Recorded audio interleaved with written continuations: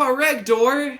It's late and I need to get to bed soon so I can wake up and watch Proving Grounds tomorrow. Do you think you could read me a bedtime story? Of course, champ. Let me just get a drink of my tea real quick. Let's take a look here.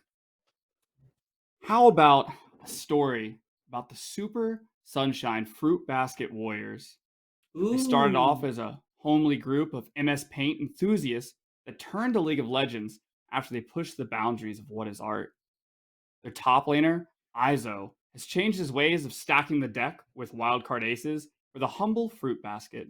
He rules all over that he could see prior to the 14-minute mark on the top side of the map, with Thunder Gods, Walking Forest, and pit bosses alike. Wandering around the jungle, a master of the Blind Monk, running amongst the Illinois Redbirds, can only be defined by 3 simple letters: G, F, P. I don't actually know what it means, but it sounds really cool. Then you have Zatzmod. He's a changed man in familiar territory. Memories of the mid lane have brought him back, shedding his former name to bring the Warriors a kingdom worth fighting for. Now make sure you're listening, lest you forget the legends of Avril and Sandwich. They stood tall in the face of adversity. New challengers brought forth a cornucopia of wins and Twitch primes back into the Super Sunshine Fruitbasket.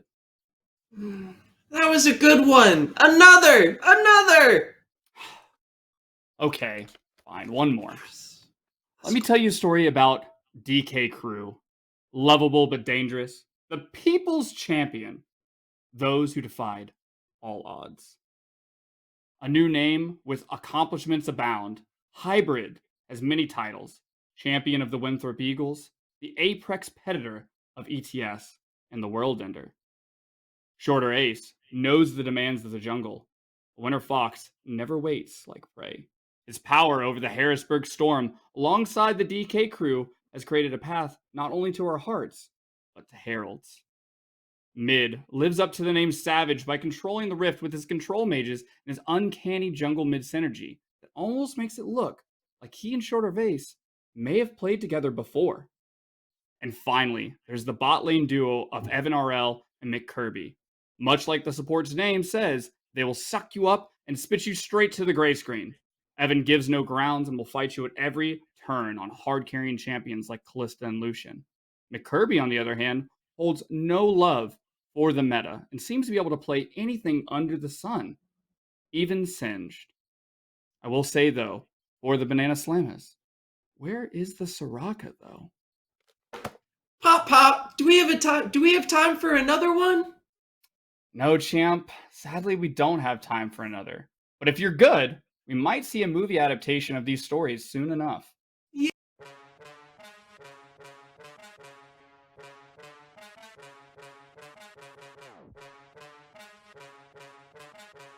Instantly one-shot, you don't have a jungler to go for a steal. You have to keep your comp alive for as long as possible. He is still untouched, but finally with the final pop on him, it is a double kill. It is an immune Gwen triple kill for the immunity. Final kill going on to Rock on high 5 goes gold to get at least 1 kill back onto him. Draco chasing it down. He won. Old-fashioned banana slammer a bot. If the Nautilus hook lands, the focus is gonna be made. Slammer! He goes down. It's Brother Monkey for the DK Crew. They pick up 2 on either side, and it feels even with the silent passive, but it's the Swain.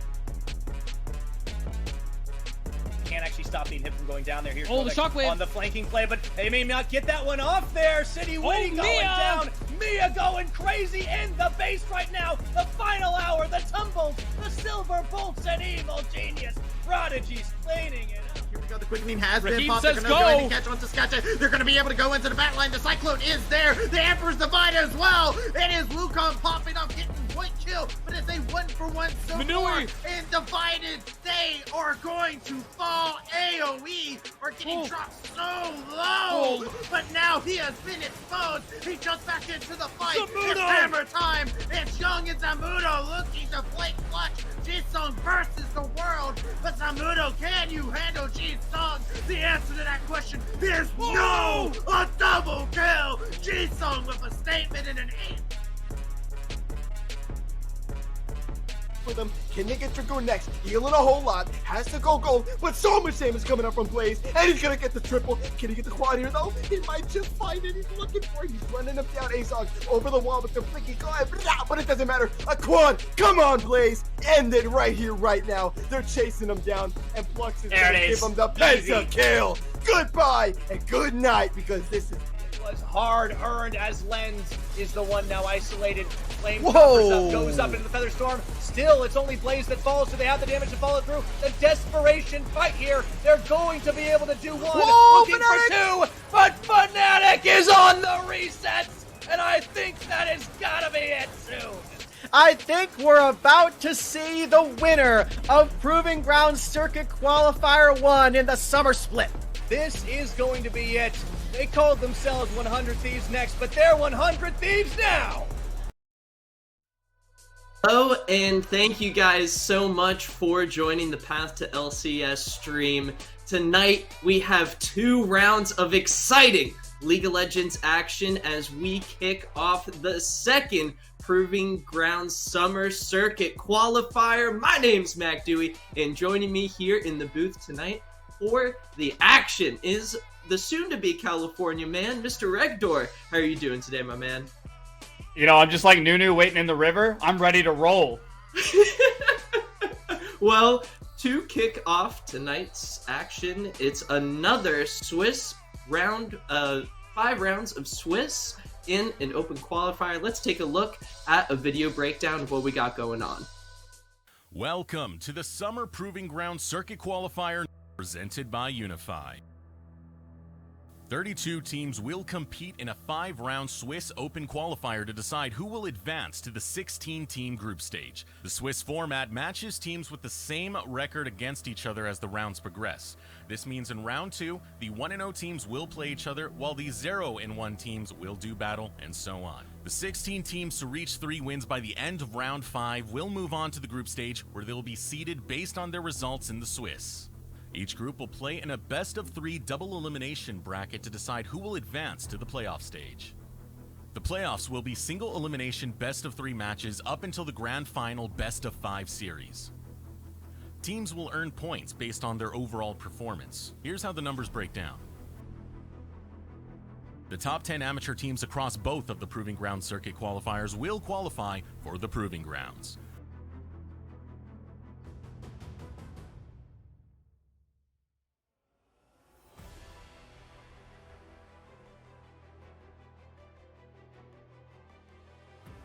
Which of these aspiring champions will rise to the top in the summer of 2022? Come see for yourself.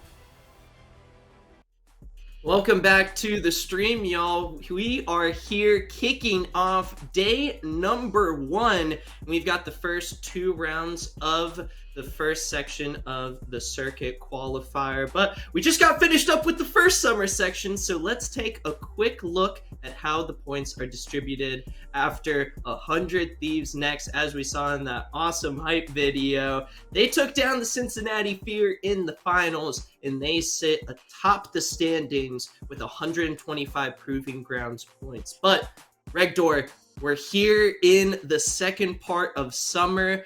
We got a lot of contending teams like Supernova, Third Party, Maryville, CLG Faith. Amen. We'll see which teams can stand out. Really look at all these guys fighting for a chance to prove themselves.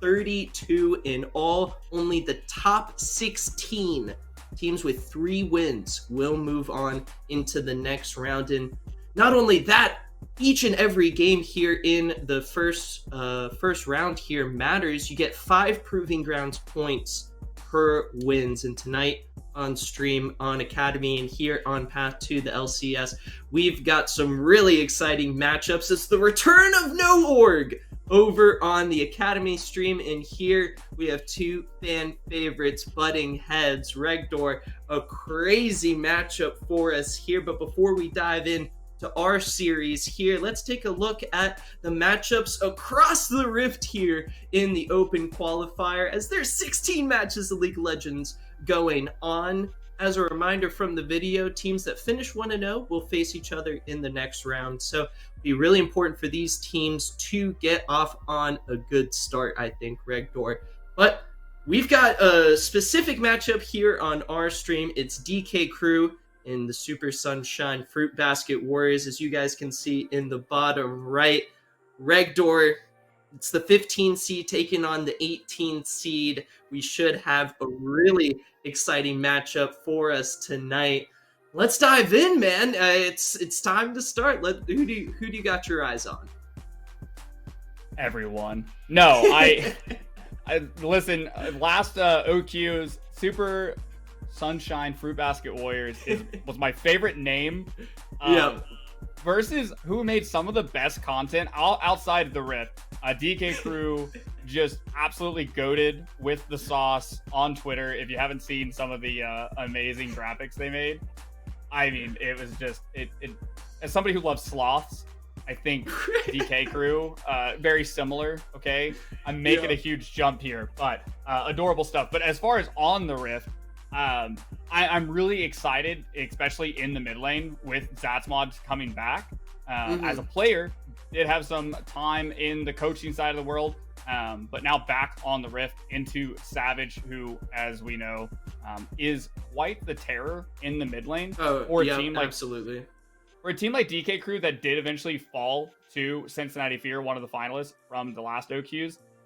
Really interested to see with this slightly revamped roster how they're going to kind of stack up. And taking a look, you were talking about the mid lane, Regdor. I want to pivot real quick to the bot lane, where I think we might see some real talent matchup here. It's Avril, rising star, making their debut here in the second summer qualifier. Challenger content creator for C9. Are they going to be able to make the transition? I'm sure she's super excited to get out on the Rift. We talked to the teams before the matches got ready to go, and the Fruitbasket Warriors were saying that this was a team designed to play really well and kind of focus around Avril on the Rift. Yeah, absolutely, and I've got a few chances to watch some of Avril's gameplay on Twitch and see, and they are somebody that looks as though they initially play towards the scaling side. She has a lot of games on like Kazari, Jinx, Xayah, ADCs for my own heart, even some Seraphine, which has become a bit more meta now as just being played as ADC. Apparently, we're actually like looking at solo queue data and seeing how that goes. But I'm really excited to see how she's going to stack up into Evan, who has been very much so a bot lane that fights to win, not just via CS, but via people going to gray screen as we are into the draft now, and that Zeri's already Audi 5000. Taking a quick look at the bans, Volley Bear also taken off of the board. Meanwhile, the Fruitbasket Warriors, we were talking about how they want to set up around Avril. Well, one way to do that, start off with 2 ADC bans, Senna and Twitch taken off of the board, as well as Hybrids, the new player coming in for the DK Crew. His Camille's off the table, but Seraphine is the blue 1 pick. I was just, look at this. It's like they're making me sound smart. I mean, Seraphine is technically a 3-way flex, can be played as ADC, as the support, and as a mid laner, because she has so many different rune tables she can use. She can play supportive into those enchanter items, or she can be a full AP threat, but being answered right back into the Udyr. I love Udyr just for the fact of you can flash and then bear slap somebody. It's really riveting gameplay. Well, we'll have to hold off on that idea because maybe it'll go Ghost, Regdor. We don't know. We'll have to see what goes down in game. Certainly, though, he might not need Ghost with the Karma Shields coming in. So we'll look at Sandwich working around a former jungle player, maybe going to be making some roams with GFP. Meanwhile, Shorter Ace. Locking in the Olaf, maybe not going into the jungle. Olaf's seen some recent changes as, speaking of not maybe going into the jungle, Nars locked in definitely for the top lane.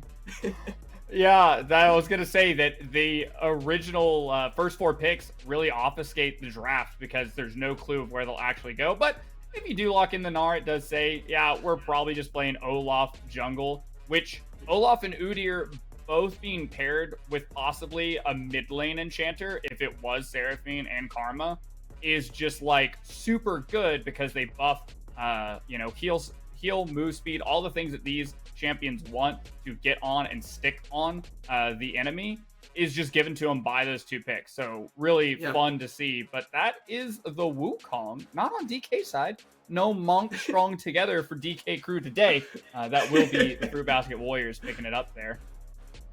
Well, they left it unbanned for DK crew to try to pick up, but Shorter Race opting for this Olaf pick. Maybe it's just a new meta thing. I mean, we're moving on. The times are different.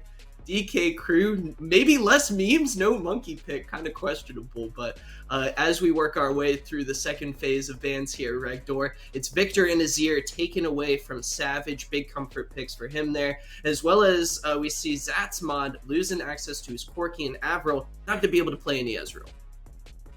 That's actually really exciting for the mid lane because those are what we would consider the three big staple scaling picks in the Azir, Corki, as well as Victor. So I'll be it's going to be great. Maybe we'll get just like a deathmatch mid, or again, like we said, because of how Karma and Seraphine work, they could be, that looks like a solo lane Karma.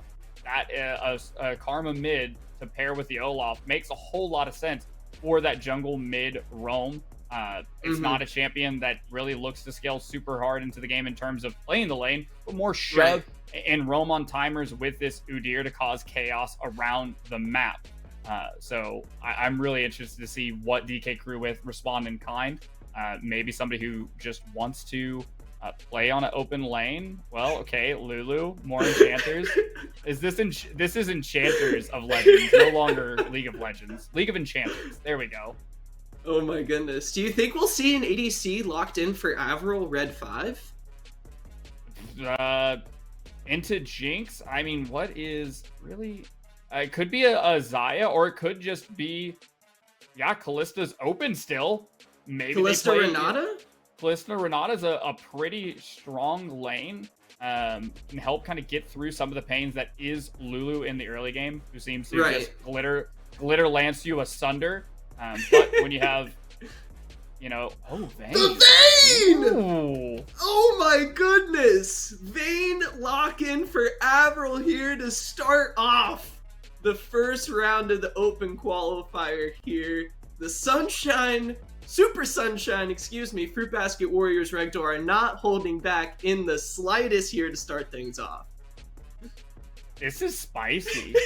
This is a spicy game one. And I'm going to have to see. I would assume that Seraphine is going mid. Lulu was another one of those enchanters like Karma that was just like, I'll go to another lane and just exist and kind of be a pest to you until the mid game where I just really want to hang around with my carry. And I think that like Lulu Jinx is a really strong lane. Lulu Seraphine, I think, is a little bit stronger just because of the beat drop and the double casts. But we'll get to see where they're going here in a second. But yeah, no holding back. We are opting fully into shielding and healing here on the durability patch. Double enchanters on both sides with scaling ADCs. Who would have guessed? I'm curious. Seriously, Regdor, when it comes to a match like this, do you think positioning is going to be the big key here, and we're going to have to keep our eyes glued to these ADCs? Yeah, this feels like a dual threat comp from both sides. You have situational damage in some of these matchups, but this is going to be a story of Evan RL's Jinx versus Avril's Vayne, and who can be essentially protected the most and find the best positioning to get excited or get the final hour, and then really start having that sort of pop-off performance, the 1v9 solo queue play style that you always hope for to end up on the highlight reel on YouTube. That's what kind of game this feels like it's shaping up to be. Yeah, and while we do have these stars in the bot lane, these guys... Avril, she's backed up by a huge squad of experienced players, and I think Evan RL is in a very similar position. The top laners, very storied. Izo has got Proving Grounds experience, has played in the past few open qualifiers, and Hybrids, a former CLOL champion with Winthrop just back a year.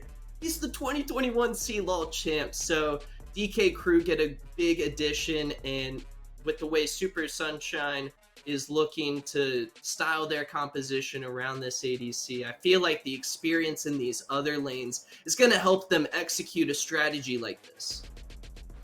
No, I completely agree. And it almost feels like top lane is the big other lane to talk about, just for the fact that it is the blind pick Gnar with the into the Wukong, which, if we know anything about Izo, he has kind of perfected the art of being on an island and playing the both sides of the matchup. And having Gnar, the king, if you will, royalty here in game one, has the capability to play on the island, has the semi-range sort of play style to try to freeze outside their tower and just evade the monkey bonk as long as possible and really tie them up. So it feels like, based off of that, we're going to just watch these two play with each other and fight for, priority around the early heralds. But for the most part, it feels like the game's going to kind of move away from them.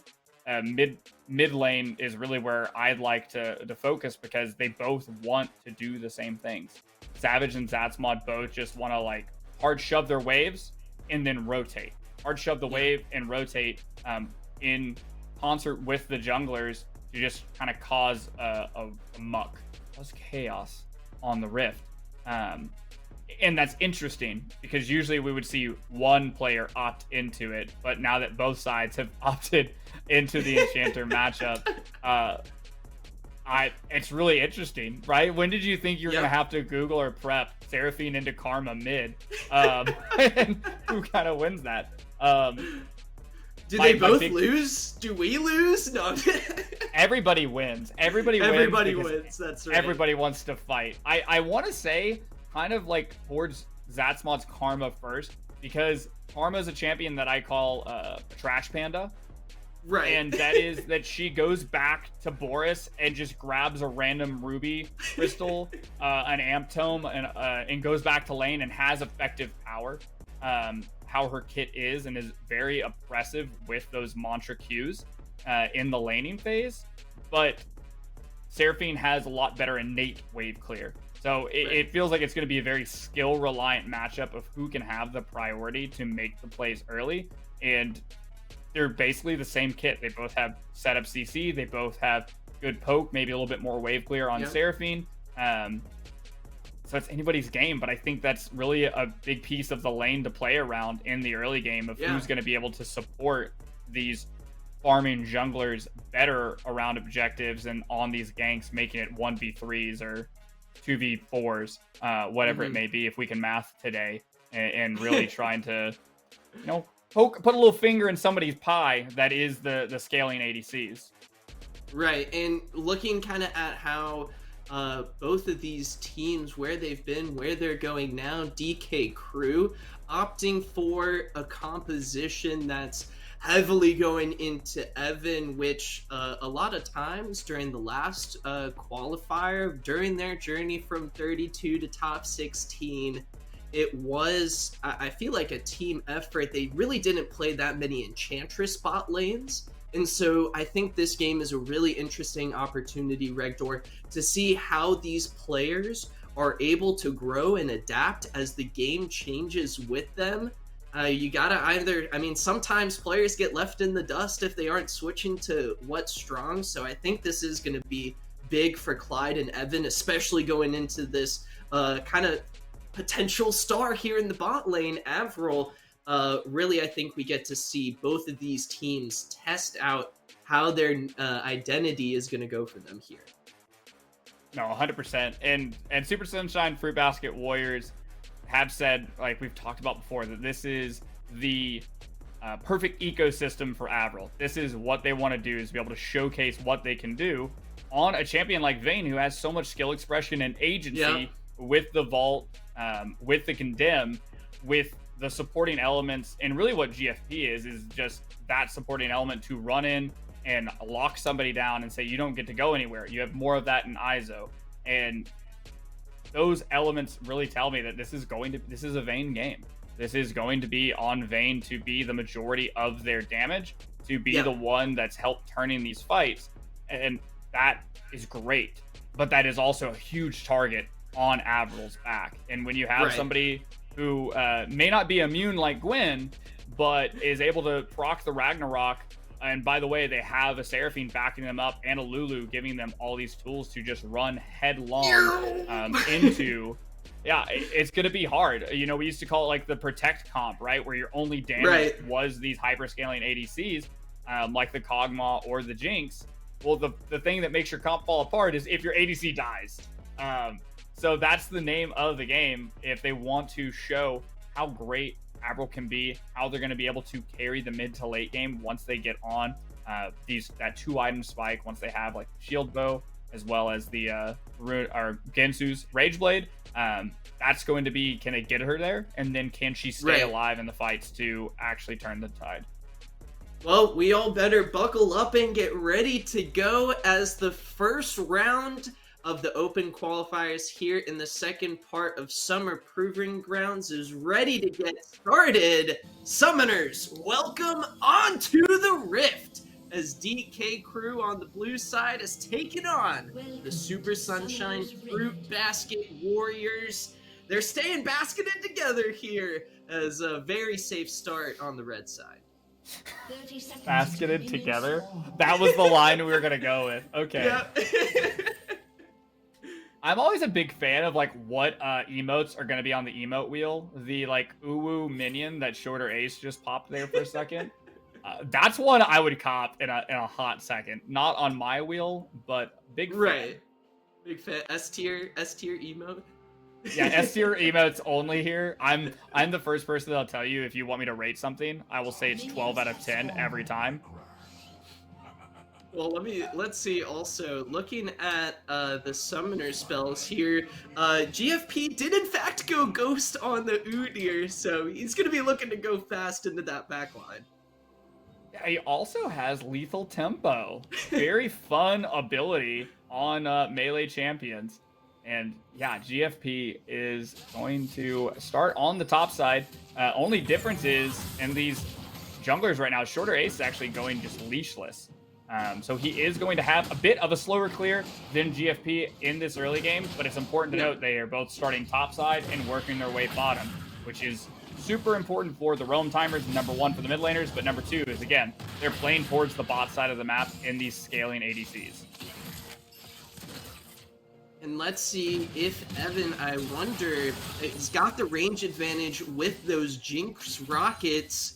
Is Avril going to be able to get to the late game with this Ghost Flash Vayne?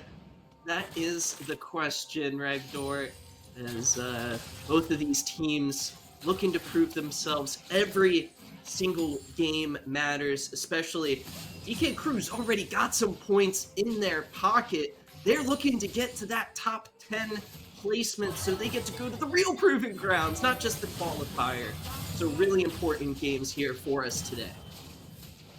Now, every game matters, especially in the Swiss format, where you're always going to be going against somebody with the same consistent strength as you in those 1-0, 2-0, etc. So everything really is on a knife's edge every step of the way. But pretty quiet so far in the early game. No heavy trades, no anything super crazy, but that will be that nice little early ward put down. They know that gank timers are coming up soon, both junglers on the bottom side of the map, with them having this pushing priority. Because Evan RL does have such a range advantage, they're going to be able to enjoy this nice time, and that early ward is going to stop Mr. Bear from being able to get onto them unnoticed.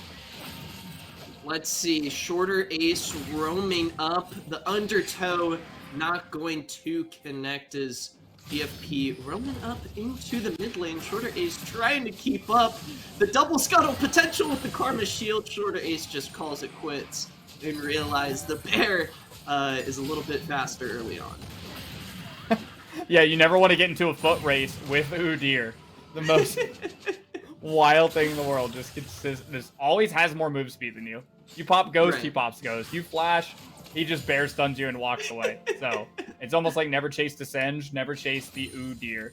GFP, though, has that small little CS differential, like we said, because of the early leash, as well as the innate move speed in the clear. Is it going to be able to have maybe a little bit of a leg up here in the early game? There is a deep ward. You can see that ping coming down on the Krugs, so they do know where Mr. GFP is at after his first base. That could enable this bot lane to play aggressively, but they're just going to back off. Avril taking some poke damage with the Flame Chompers coming out. Evan RL declines recalling. Evan doesn't care. He's looking to engage flash. Oh, the Renata W is going to do it. First blood going over to the DK crew. Ooh.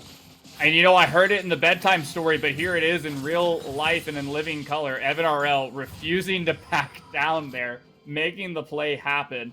Up 20-something CS and a kill in the pocket of Clyde.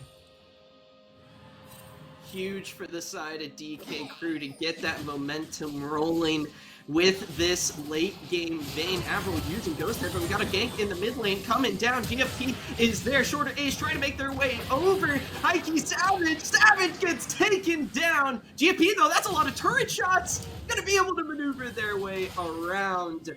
The mid lane gank successful for Sunshine.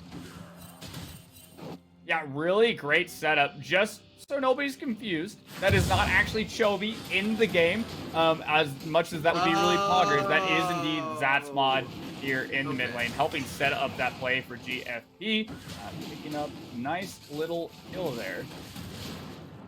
Zatsmod's trying to work on a return here to the mid lane. Chovy, maybe some inspiration to get that mid lane mentality back in, as a really solid gank from GFP might maybe open things up on the top side of the map, because right now the bot lane really struggling for the Fruitbasket Warriors.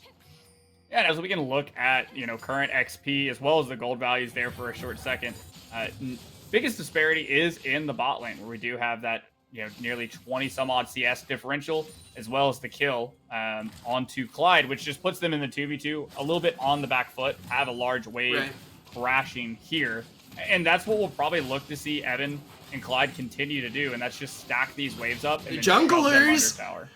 Shorter Ace with the shield from Clyde is going to try to push for this fight. Flash is coming in. Encore going to miss. Shorter Ace survives, but the fight's going to keep on rolling. Flame Chompers catches Zatsmods. That is a kill. Going over to Evan RL. The bot lane rotation, the advantage for the DK crew, gives him a kill. That looked like for a second a really great fight for Super Sunshine Fruitbasket Warriors, but it got turned on its head because of the priority on the bottom side. Evan being able to get there with Clyde first, and just the tiniest bit of shielding was able to keep Shorter Ace alive to not make it a 1-for-1 on the trade. Every little bit counts, isn't that right, Regdor? Yeah, every inch counts in a game of miles here. We'll have to see now that the wave is going to push back into the side of DK crew. What's in the pocket? Do have to be careful about Renata. Sandwich here. Not the same name, but that is sandwiched. Not as recognizable as Chovy, maybe, but still.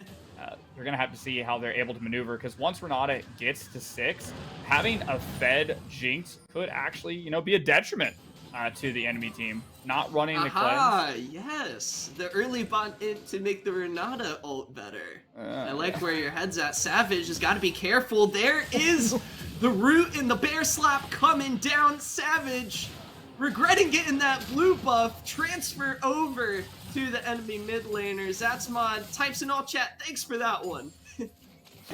Yeah, that was just a wonderful setup play there on the Vision, and because of this, they're just going to rotate. They actually rotate their bot lane up for this first Herald.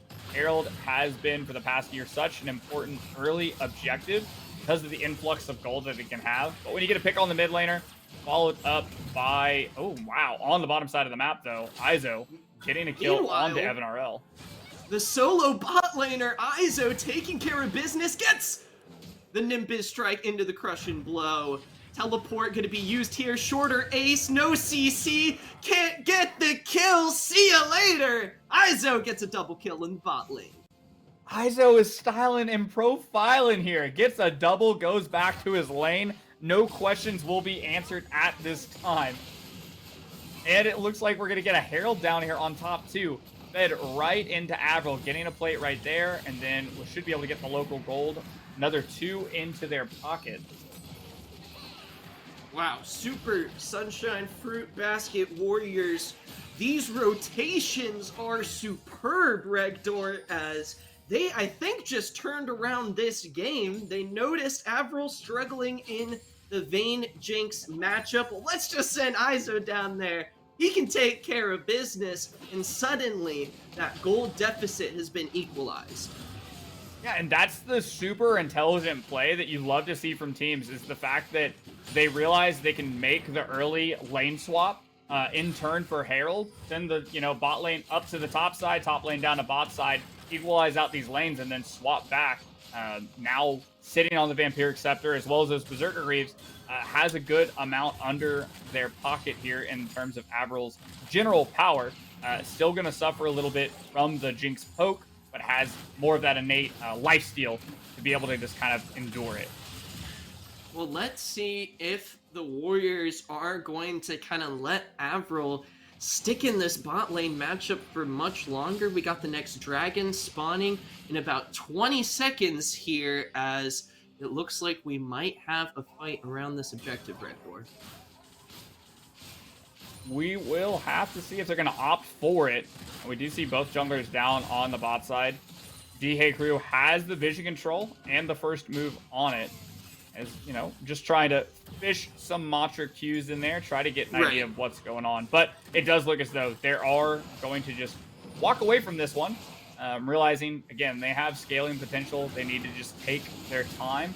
A lot of the early game's power is around this Udyr Wukong, Izo, and GFP, and making these moves on the maps and helping evening things up while Avril gets to those breakpoints. Really look for the shield bow plus rage knife, not to be confused with the rage blade, as that really big first power spike for them to be able to take on these fights a little bit more dominantly with the extra survivability from that mythic item.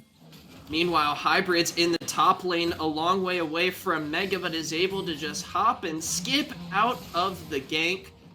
Warriors picking up the first turret of the game up here in the top lane.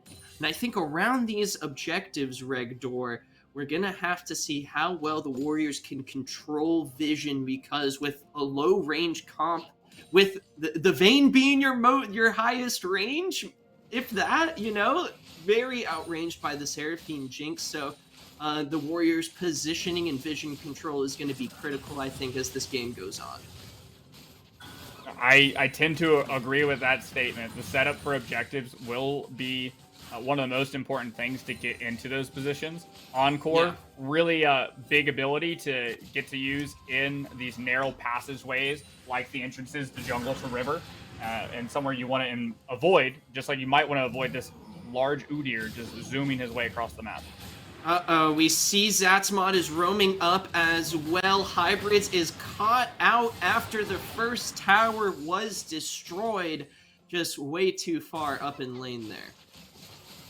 I don't know if we could, say he exactly was caught out. He was definitely made to be caught out with just that insane move speed. Even got slowed and still just did not mean much for Mr. Hybrids on the top side of the map there. So, gold score right now, very even, about not even 100 gold differential between the two teams. And you can see where the general power is at with GFP. Oh, the wild growth coming out. Shorter ace able to survive the initial engage. There comes the berserk. Clyde gonna avoid, caught, able to flash away. Shorter ace still low, trying to throw out the undertows. Evan RL full health here, and look at the opposite side. Avril, no mana, half HP, is just gonna have to back off and let this tower go. Evan stays healthy in the fight, and DK Crew able to push after. GFP, though, a lot of move speed. As we saw right there before, GFP is the mainstay of the gold, follow up shortly by Evan RL. And that is the name of the game right now. Udyr is your bridge, if you will. He's the thing that's going to get you from the early game, where it's like the Teenage Mutant Ninja Turtle meme, where it's all baby turtles and, you know, Splinter, and then they get old and they're carrying him. That's kind of the idea here. Udyr is Master Splinter. GFP is the one who's going to teach us the ways and get us to the promised land. An interesting point to throw in here. Neither of the mid lane enchanters are going to be doing much enchanting. They have both elected into the Lune's Tempest. And on the opposite side, we do see that Lost Chapter and Fiendish Code. So they will be the basically sole AP threat for either team. And if you thought Seraphine could do a lot in her enchanter build, she does seemingly just as much. We do set up for this second Herald. GFP is spotted out. DK crew, the whole crew is up here in the top lane.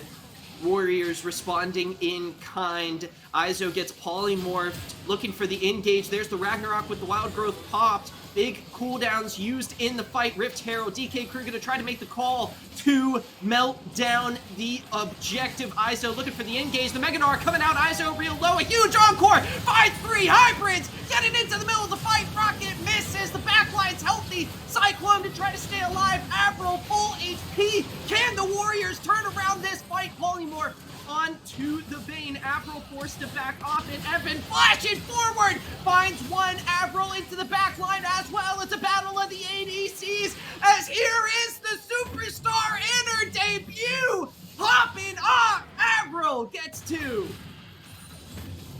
That was on a nice edge, but there was so much use on Izo, soaking up so many of those key abilities and ultimates that it gave the perfect spot once they got there towards the entrance where they were standing. What we were talking about with these key ultimates that are really great in choke points. We saw the hostile takeover just do so much work and split the team. Because Avril was up on the top side of the pit, was able to re-engage straight back onto High Key Savage. Just amazing. No fear from either one of these ADCs, but Avril's showing what she can do here with just the blade of the Ruined King. It is the Super Sunshine Fruitbasket Warriors maybe looking for another fight around this third dragon of the game. Regdor, clearly they do not want to be stuck behind. Here's the engage coming in. Hybrids maybe has got a pick shutdown onto Zatsmods. DK crew get exactly what they're looking for there. That was the Mortal Kombat equivalent of being juggled there. I don't think at any point in time Zatsmod was actually in control and able to play the game there. Just CC after CC to make sure that Karma was not allowed out of that death bush, as we would call it. Third Drake of the game now for DK crew, now sitting on Soul Point. Very important to note, this is the general point in time, whereas the scaling composition would like to be online, would like to contest this next one. And going back to like what we said, the vision control is so important. You cannot face check into Anar. You can't face check into Seraphine and Olaf. And much to the chagrin, that's what happened there. So not able to contest the third Drake. Will have 5 minutes to get their life together, reset, and find their way to what should be the eventual stoppage of the soul for DK crew. Right, it was the DK crew who, in a bit of a Cinderella story, almost made their way into the top 8 of the qualifying teams here in the Proving Grounds, but arguably put in the group of death. The Cincinnati Fear knocked them out of the running after a close 2-1 series went the way of the Fear. Now it's the DK crew back here once again in the open qualifiers, looking to make some more magic happen as they look to go even farther as they have before, looking to crack into that top 8 of the teams here, looking to qualify for Proving Grounds. This is a hard-fought game thus far. Very small goal differential every time it looks like one team might get the upper hand. The counter punch is ready. If you're just looking up at the top of the screen, you would think that Super Sunshine Fruitbasket Warriors are a little bit on the upper hand. They do have 4 towers to their name, all the outers down, as well as some tier 2s, which are packed with a bunch of gold. We love us some tier 2 towers, as Evan just, gets to take that one solo bolo up on the top side. Cashing in, we also see Avril getting to that 2-item point. Pretty much we look across the scoreboard, and both for the champions and right at the top, these teams neck and neck as we approach the 20-minute mark. As we were talking about before with these dragons, the time to get ready for a big fight is now for the Warriors. That is absolutely the case. Definitely going to be important looking across the way. Flash not up for Avril just yet. Key thing that you want to have. Same thing for Evan, actually. Both ADCs having no flash. This is the time of scary. This is the time where you have to wait to have that defensive spell up or offensive, depending on the case, to be able to make those. Knowing Evan, it's probably going to be offensive. Yeah, let's be honest. I myself only respect my flash if it means that I get to go forward and kill somebody. Never retreat. That is not the way, as we are going to fight over this mid lane priority with just a little under 2 minutes till soul point for DK Crew. And it is the DK squad that does not have that mid lane outer turret. We see Izo already working his way into the jungle by the dragon area. We wanted them to get priority to set up Avril for success on this short range carry. And that's exactly what they're doing here in mid right now. And that mid tier 1 is a very big girl boss gatekeep sort of objective because of how it stops you from rotating through the enemy's jungle and setting up an aggressive vision line. So makes sense. Fruitbasket Warriors staying here, saying you don't get to have this. You not get to ask go, not collect $200. As they just continue poking back and forth. Mantra Q, big ability. But even bigger, we have a Meganar. So that exactly. That is super. Yeah, that's what I was keeping my eyes on here. DK looking to push into the mid lane, rotate on over to Dragon. Izo's in the top lane, maybe thinking about a teleport play as Avril gets caught. The encore comes through. DK may have found their pick. Avril gonna try to answer back quick. Avril survives! That's huge! DK Crew, they lose their pick, and now the Cyclone's coming in, but shut down Evan, keeping the fight alive, trying to survive. He does it! Evan answers back, but gets sniped down. Zathmod takes down the ADC. It's 3-on-3 in the mid lane as these teams fire back and forth. But Ragdor, we also have the Mountain Soul potentially coming up for DK Crew.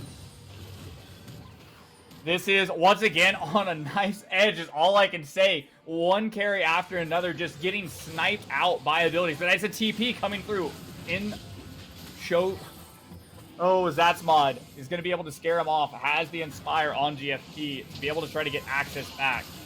Oh, it's a 4v2. I don't like these odds for the Warriors. The root comes through. Zathmod taken down as the soul is going to be coming through for the DK Crew. Slamma all going according to plan. They get the big objective of the game, but the Warriors aren't out yet.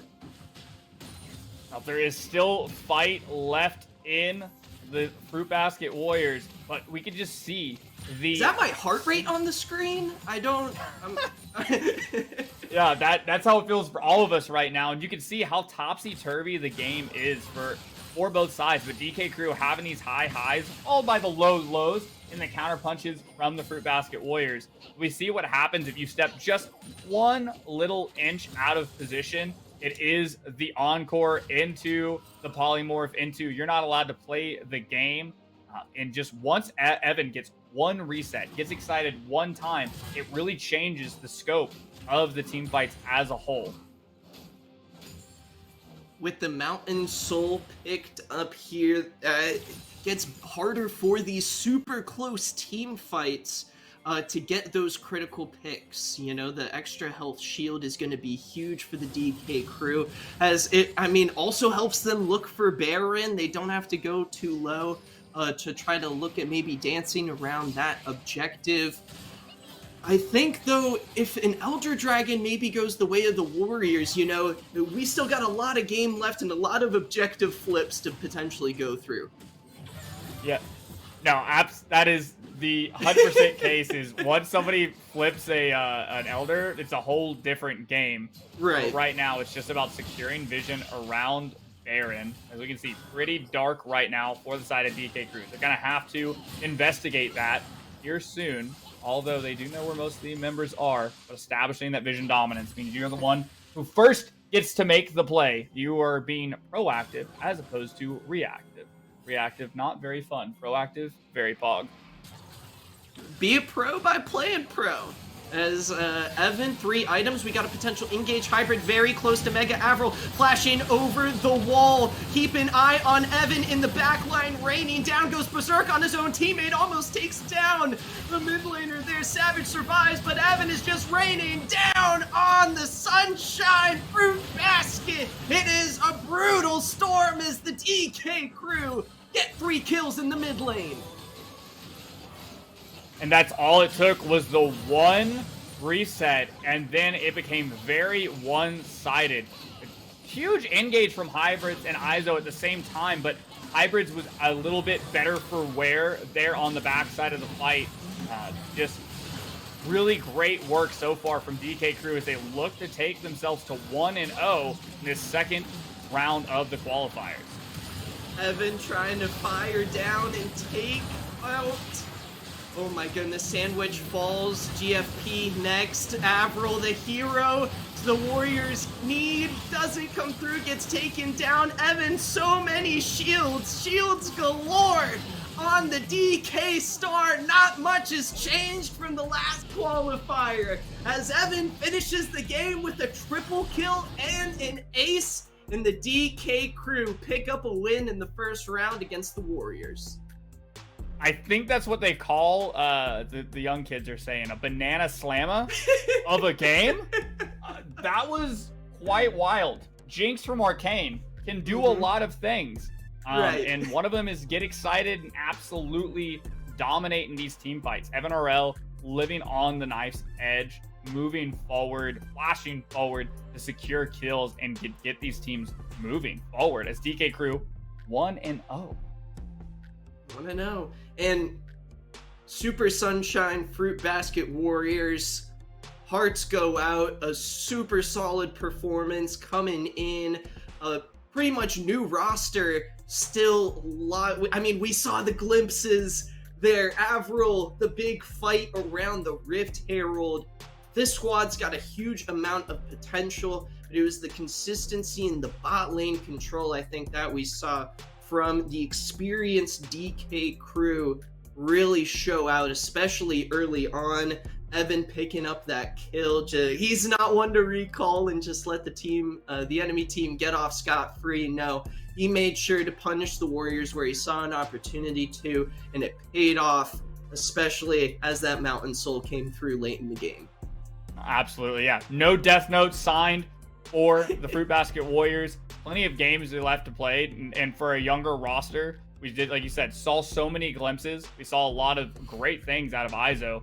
I really have to say, the double kill into the TP play. Clip that, and then tell your mom you're on YouTube, because that was phenomenal. So look forward to hearing more about them as we progress through the Swiss format. Exactly, and the DK Crew showing no signs of slipping up anytime soon, even with a roster swap. Hybrids working well there in the top lane. We're going to hop into a quick break after that match. Don't click out of that browser. We'll be right back.